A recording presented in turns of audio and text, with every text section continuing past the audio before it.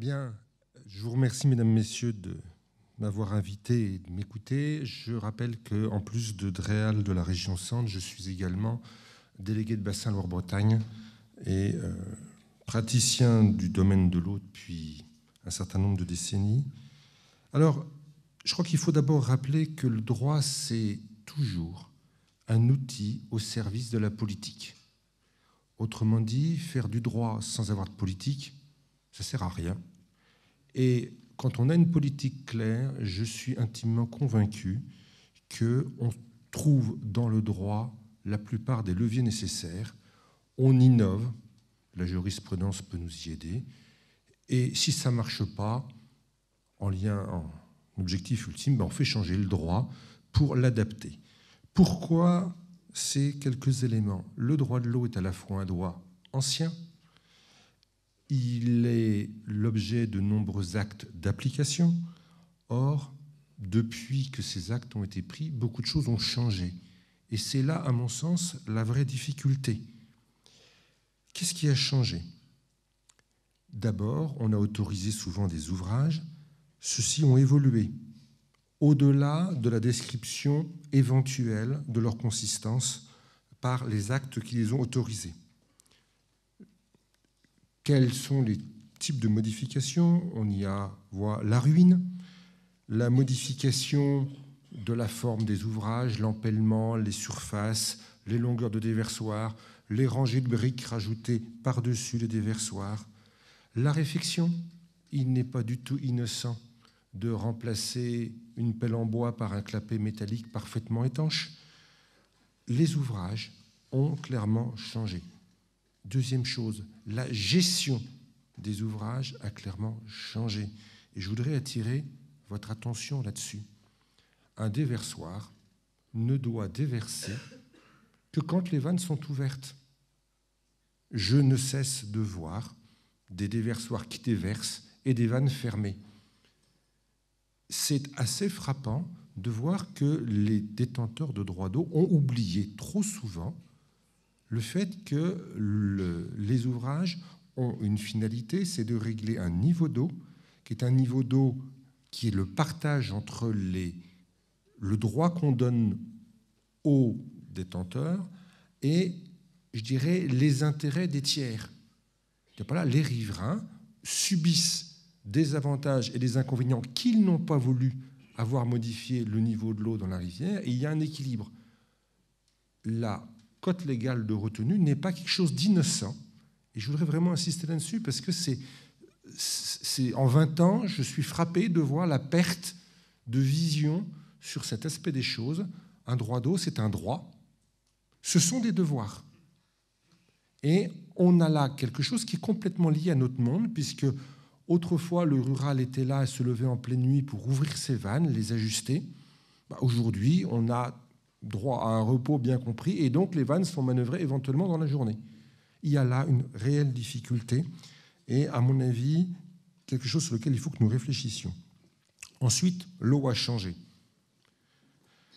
L'eau a changé parce que nous n'avons pas le même mode de vie, et les retenues, en ralentissant l'écoulement de l'eau, ont favorisé les bouillons de culture, la sédimentation, et on a là une interpellation. Bref, entre ce qui a été autorisé dans un contexte social et économique donné et ce que nous vivons aujourd'hui, il y a dans les effets des conséquences totalement différentes. Ça fait partie des constats que nous devons faire au moment où nous engageons une politique. Nous sommes effectivement devant des choix, devant la révision de l'équation qui a conduit à autoriser un certain nombre d'ouvrages. Il n'y a pas, a priori, de solution, mais il y a toute une série de questions.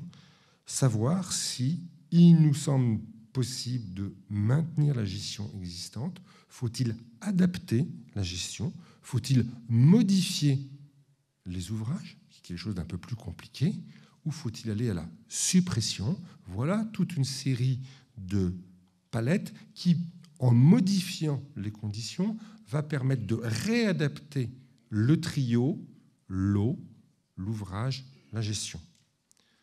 Avant de réfléchir au comment, nous devons aussi nous demander pourquoi. Et je rappelle que le service de police de l'eau n'est pas un service qui réglemente, c'est d'abord un service qui est en charge de la gestion du milieu et de la régulation des droits qui fondent cette gestion. Et effectivement, des questions classiques qu'on retrouve d'ailleurs dans les instructions ministérielles. Je vous rappelle qu'on a notamment une circulaire du 25 janvier 2010 qui est très intéressante, il faut la lire, il faut bien la lire, elle est nuancée. Et le monde que nous gérons est un monde de complexité. Il y a des pertes d'usage, il y a effectivement la question des sédiments et des poissons. J'ai tendance à dire on en parle presque trop. On ne parle pas assez des effets, des conditions d'écoulement sur la qualité de l'eau. Et ça me paraît infiniment plus important. Ayant eu à travailler en 1992, je ne me rajeunis pas, sur une thèse sur la gestion des barrages sur la rivière Lavire, dans le département de la Manche et du Calvados, c'est donc il y a plus de 18 ans, on montrait que le simple fait de gérer ouvert les anciens barrages de navigation sur la Vire l'été conduisait à améliorer très substantiellement la qualité de l'eau de la Vire. On gagnait entre une demi et une classe de qualité. Alors, je vous rappelle que la Vire était une des 2 rivières françaises qui avait fait l'objet d'un arrêté ministériel de définition des objectifs de qualité. Donc, c'était un peu notre laboratoire. Mais n'oublions pas que ce paramètre-là est aujourd'hui un enjeu et que les poissons, c'est bien, mais de toutes les façons, si la qualité de l'eau y est, les poissons y seront encore mieux. Il y a des aspects de sécurité, généralement liés au vieillissement des ouvrages. Et j'insiste là aussi, j'attire votre attention sur quelque chose qui a probablement échappé à beaucoup, c'est que la réglementation sur les barrages s'est renouvelée et que nous devons faire des diagnostics de sécurité sur les barrages. Et nos barrages vieillissent mal. Non seulement les barrages récents vieillissent, des maladies du béton, ça existe, mais les barrages anciens maçonnés sont, dans un certain nombre de cas, de belles croûtes vides à l'intérieur, fragiles. Moi, le nombre de barrages qui rompent chaque année dans ma région se compte pas sur un doigt, ça se compte souvent plutôt sur une main, voire sur 2 mains. Nous sommes devant quelque chose que les gens ne voient pas, mais qui va être une vraie difficulté pour aujourd'hui. Et remettre en état une chaussée de moulins, c'est quelque chose d'extrêmement coûteux qui va nous poser des questions sur l'utilité. Donc je voudrais insister sur ces choses qu'on ne voit pas, mais qui font partie des paramètres d'analyse aussi bien pour le service de police que pour la collectivité qui se serait donné la compétence. Et puis il y a les préoccupations patrimoniales, ça fait partie du patrimoine. Moi, je suis actuellement devant une vraie difficulté. Est-ce que je dois laisser protéger au titre de monument historique un barrage à aiguilles, en sachant que la gestion des barrages à aiguilles est une activité hautement dangereuse, puisque la probabilité qu'il y ait un mort dessus est de l'ordre du %. C'est un très bel ouvrage, c'est une technologie 19e siècle remarquable, mais je dirais c'est une technologie germinale. Je veux bien qu'on en classe 1, je ne suis pas d'accord pour qu'on en classe 2. Voilà le genre de questions sur le patrimoine qu'il faut se poser. Il faut qu'on trouve l'équilibre entre la conservation, la mémoire de technologie, les aspects paysagers, mais aussi, et ça, ce sont des questions qui, malgré tout, dans l'action réglementaire, font partie aussi des soucis que doit avoir le service de police, au même titre que le maître d'ouvrage éventuel. J'en arrive à une première conclusion. Dans ma politique, je vais avoir une politique différenciée. Je suis pour rien, je suis contre rien. Je dis au cas par cas, en fonction des enjeux milieux, en fonction des enjeux ouvrages, en fonction du contexte d'écoulement de la rivière. Je ne tiendrai pas le même discours sur un cours d'eau à forte pente, sur un cours d'eau à faible pente, qui traverse des matériaux durs, qui traverse des matériaux tendres, qui traverse des matériaux compacts. Les marnes ne se comportent pas comme les argiles. Ce sont là aussi tout un tas d'éléments de réflexion qui doivent aussi inspirer la police de l'eau. Autrement dit, le droit, ça va être l'outillage, il est indispensable, il est au service d'une politique, et là-dessus, ça me paraît essentiel à le rappeler. Alors, j'en viens, après ce très long préambule, je sais qu'il reprend ce qui a pu se dire hier, mais je n'étais pas là hier, mais néanmoins, ayant eu cette pratique, je sais combien j'ai pu prendre des décisions en apparence contradictoires, alors qu'à chaque fois, elles étaient l'objet d'une analyse détaillée, de même que les collectivités, notamment les EPTB, quand ils ont une politique, essayent de s'adapter. Il n'y a pas de réponse simple. Alors, le droit de l'eau, oui, permet effectivement, de façon qu'on qualifie juridiquement d'unilatérale, de modifier ou d'abroger les ouvrages tels qu'ils sont. Et je dis bien les ouvrages, que ce soit les ouvrages autorisés récemment, autant que les ouvrages fondés en titre. Arrêtons de faire des ouvrages fondés en titre quelque chose de sacral. Non, ce sont des ouvrages et les textes de loi sont très clairs. Ils peuvent également être modifiés. Pas dans n'importe quelle condition, certes, mais rappelons aussi une chose, un ouvrage a été fait pour un usage et prétend utiliser un ouvrage et son droit pour un autre usage, eh bien, ce n'est pas la même chose, ce n'est pas le même droit. Là aussi, ce sont des choses que j'ai vues trop souvent apparaître. Alors, on peut modifier ou abroger un droit. La loi nous dit selon 4 motifs plus 1, salubrité et sécurité de l'approvisionnement en eau potable, la lutte contre les inondations. En général, les ouvrages ont été conçus pour prendre en compte ce risque. Ce n'est pas forcément le meilleur des outils, même s'il est pratique. C'est plutôt l'inondation est liée à un défaut de gestion le plus souvent plutôt qu'à la présence même de l'ouvrage. Nos anciens étaient très intelligents. Arrêtons de croire qu'on est des super mecs. Les calculs d'ouvrages du 19e siècle, nous n'en sommes quasiment pas capables. Nos ouvrages calculés par les ingénieurs en 1850, ils n'avaient pas de modèle mathématique, mais c'était drôlement bien. On redécouvre même les conneries qu'on a faites dans les années 1980 sur des ouvrages très bien calculés au 19e siècle. Les conditions critiques pour les milieux aquatiques, l'abandon. Vous savez bien les difficultés sur qu'est-ce que c'est que les conditions critiques pour les milieux aquatiques. Je ne vous cache pas que je suis en désaccord avec la direction de l'eau. Je pense qu'il aurait fallu modifier ce petit 3 de l'article 214.4 du Code rural en l'alignant sur la DCE. D'autres raisons que mes raisons techniques ont été privilégiées. Je fais avec. L'abandon, la circulaire auquel je faisais allusion tout à l'heure, essaie de préciser ce que c'est que l'abandon parce que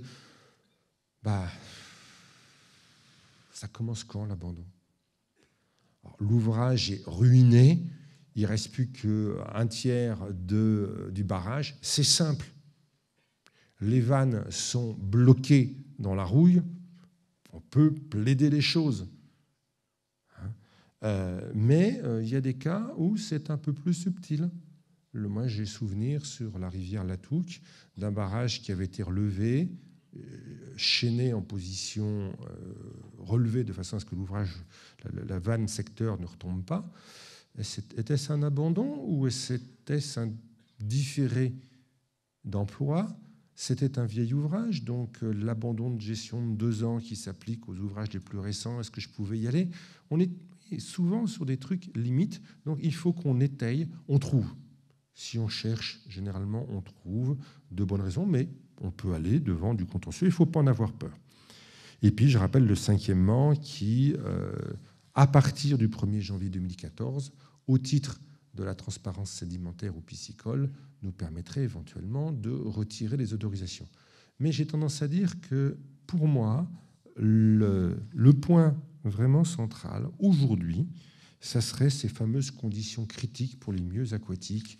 Ça serait en fait pour moi de dire, est-ce que je mets, par rapport à ma politique de bon état écologique, où la morphologie des cours d'eau dans le bassin Loire-Bretagne a pour première cause ces problèmes-là, est-ce que j'ai le bon outillage? On va l'utiliser, mais j'ai un peu l'impression d'avoir un outil pas tout à fait exactement celui que j'aurais aimé. On va le faire, mais c'est comme si je voulais une bêche et puis j'ai une fourche bêche. Ça ne donne pas tout à fait les mêmes conditions de travail, ça ne donne pas tout à fait le même résultat. Mais on va probablement y arriver.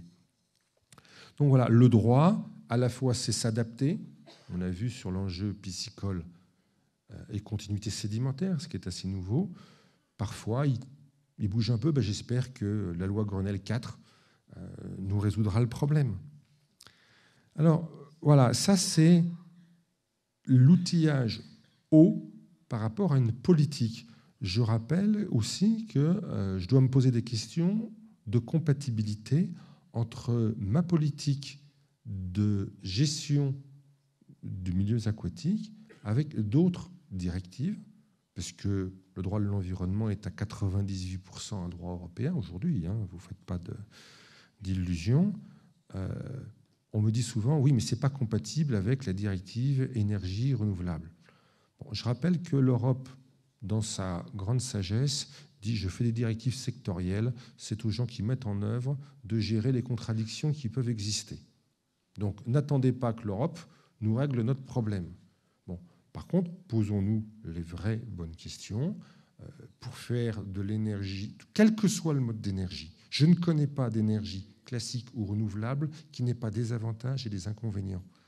Donc, dire que l'énergie hydraulique est une énergie propre, je dirais elle est aussi propre que l'éolienne, et on m'explique sur l'éolien qu'il y a une agression insupportable sur certains paysages. C'est aussi propre que le photovoltaïque, mais qui a lui aussi un certain nombre d'inconvénients, dont celui d'être relativement pas forcément efficace. Bon, eh bien, tout ça, il faut qu'on l'intègre, il faut qu'on se pose la question. Il y a probablement des cours d'eau qui, par la hauteur de chute, par le débit disponible, par, je dirais, un débit d'étiage notamment suffisant, des cours d'eau qui ont un régime hydraulique pas trop accentué, pas trop amplifié, se prêtent probablement à une vraie production hydraulique avec des inconvénients acceptables. C'est ça aussi le rôle de l'État, c'est d'essayer de trouver le point d'équilibre, et ce n'est pas facile.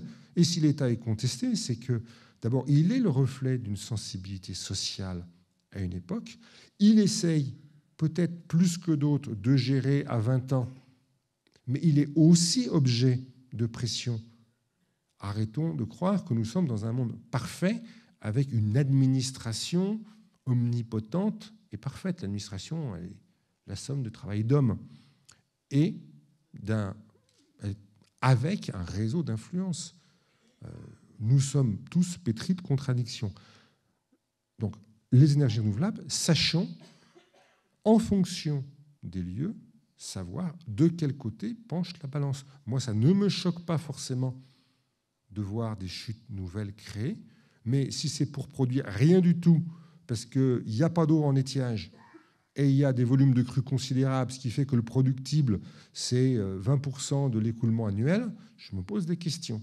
Il ne faudrait pas que le prix de rachat favorable conduise à de mauvais choix globaux.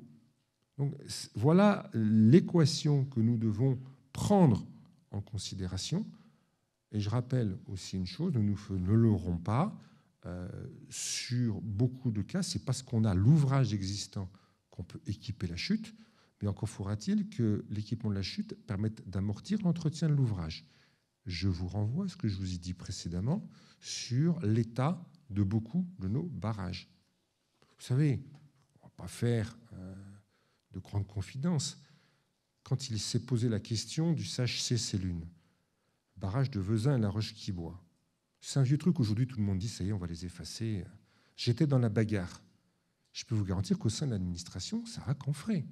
J'étais Tyrène de Basse-Normandie. Convaincre mes collègues de l'adrir, ça a été impossible. Mais non, mais c'est une réalité. Eux, ils étaient porteurs de l'énergie hydroélectrique. Convaincre la police de l'eau de se mouiller, ça n'a pas été facile. Je rends hommage au président de la Clé qui s'est mouillé. Je dis merci à un constat, c'est que la retenue était tellement pleine de cyanophyllées qu'on ne pouvait plus faire de l'eau potable. Et donc la DAS a dit à un moment, on arrête les frais, c'est plus possible. C'est comme ça que du point de vue des élus, le projet a basculé. C'est que de toutes les façons, on ne pouvait plus faire d'eau potable et on interdisait la baignade. Alors, que vous voulez, un plan d'eau où on ne peut rien faire, c'est quand même pas terrible. On ne peut plus se promener autour. C'est quand même un peu limité. Et puis, il y a une deuxième chose dont personne n'a parlé, c'est l'état des bétons. Les bétons sont dans un état catastrophique. EDF s'en est pas vanté. Mais c'est en fait la raison pour laquelle EDF n'a pas fait un forcing. EDF, en apparence, s'est fait violer. Sur le fond, c'est un peu plus compliqué. Le coût de remise à niveau de ces barrages n'était certainement pas amortissable. Sauf que je n'ai jamais vu les chiffres. Mais tout ça pour vous dire que ce problème de l'entretien et de l'état des ouvrages est, contrairement aux apparences, une question centrale, régulièrement évacuée. J'ai un problème en ce moment de barrage sur le Cher, le barrage du Bigny. Comme c'est une rivière domaniale, je suis à l'aise pour en parler. J'ai deux choix.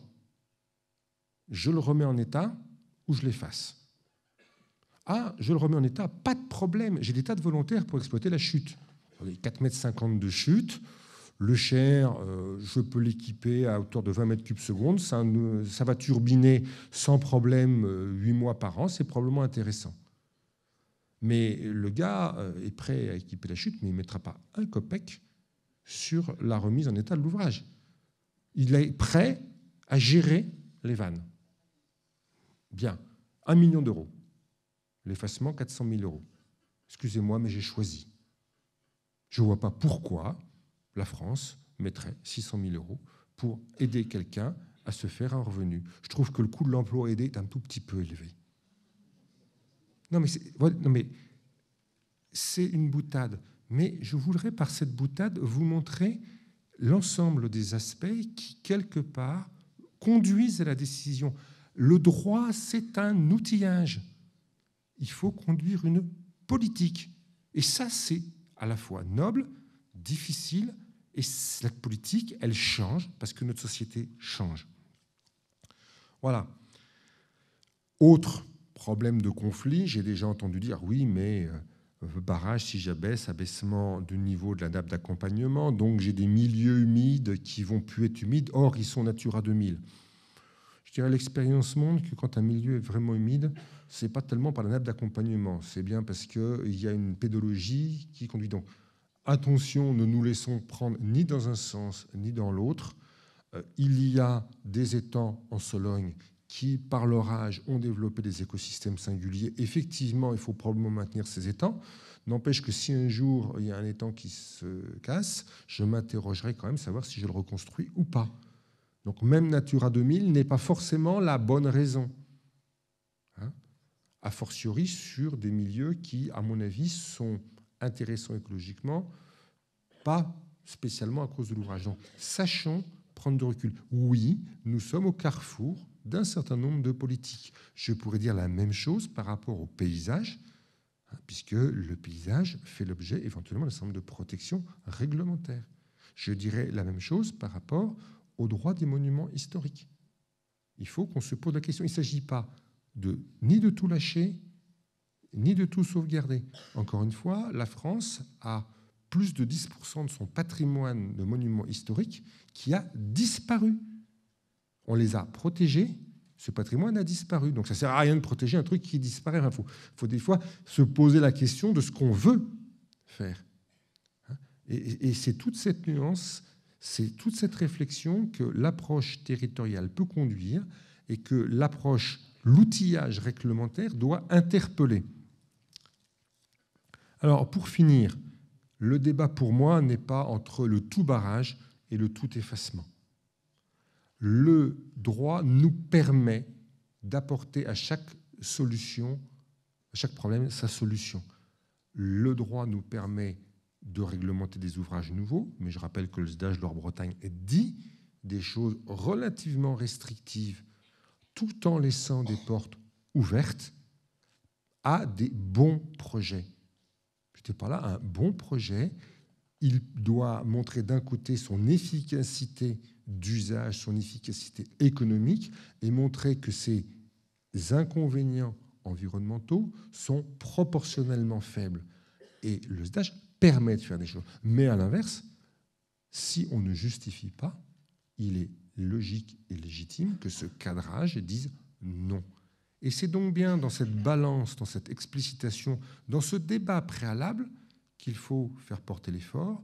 Le droit, c'est que de l'outillage. C'est un outillage noble, il faut apprendre à s'en servir, mais ça n'est que de l'outillage.